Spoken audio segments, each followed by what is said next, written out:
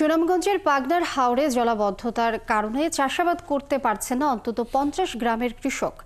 জলাবদ্ধতা নিরসনের জন্য সংশ্লিষ্টদের দাঁড়ে দাঁড়ে ঘুরে প্রতিকার না পাওয়ায় চরম অনিশ্চয়তায় সময় পার করছেন কৃষকরা।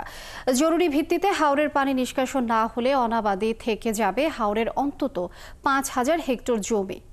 শহীদুর আহমেদের তথ্য ছবিতে প্রতিবেদন। সুনামগঞ্জ জেলার 95টি হাওরের মধ্যে অন্যতম পাগনার হাওর।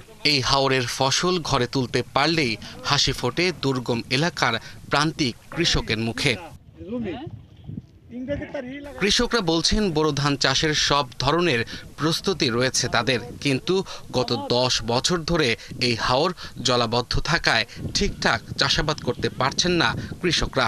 বছর একটা ফসল আমরা কি করে চলি, ফসলের আমরা জীবনের বনিজি অনেক ধরনের জমি আমার পানির তলে পড়েছে।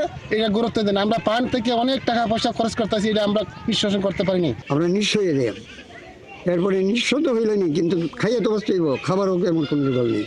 এবারও চাষাবাদের সময় পার হয়ে গেলেও জলাবদ্ধতার কারণে অনাবাদির সংখ্যায় হাওরের প্রায় 5000 হেক্টর জমি। কৃষকদের দাবি জলাবদ্ধতা নিরসনের জন্য সংশ্লিষ্টদের দাঁড়ে দাঁড়ে ঘুরেও প্রতিকার পাচ্ছেন না তারা। যদি আমরা পানির কারণে না করতে পারি তা আমরা এই সংসার নিয়ে চলবো কিভাবে, চলার মাধ্যমে খুবই কষ্টজনক হয়েছে। গত বছরও এটার প্রায় 2 কোটি টাকার হয়তো একটু কম বেশি বরাদ্দ হয়েছিল, কিন্তু এটা সঠিকভাবে খনন না করায় আমরা এখনো এটা হুমকির মুখে পড়ে আছি।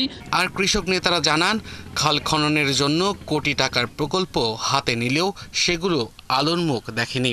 এনা আসলে কাজ হয় নাই, শুধু কাজের নামে হরি লুটপাট হয়েছে।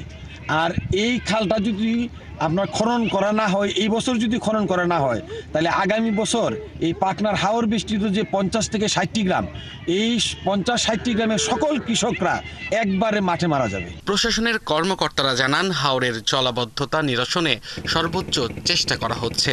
কানাই খাল খননের জন্য কর্তৃপক্ষের কাছে করা হবে আবেদন। দুইটা খাল যদি অচিরেই খনন হয়, তাহলে পাগনার হাওরের জলাবদ্ধতার সমস্যা খুব সুন্দর সমাধান হবে এবং কৃষকরা যথাসময়ে ফসল রোপণ করতে পারবে। নিষ্কাশন যে খালটা, সেটা আসলে গত বছরে ওই যে যখন পানি ঢুকে তখন এখানে সেন্টিশনে অনেক জায়গায় যে বন্ধ হয়ে গেছে। তো আমরা এই বছর উদ্যোগ নিয়েছি, আমরা এটাকে ঊর্ধ্বতন কর্তৃপক্ষের সাথে আলাপ করেছি।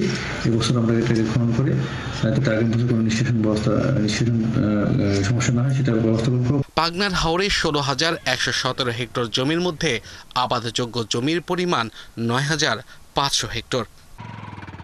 আব্দুল আল মামুন, 71।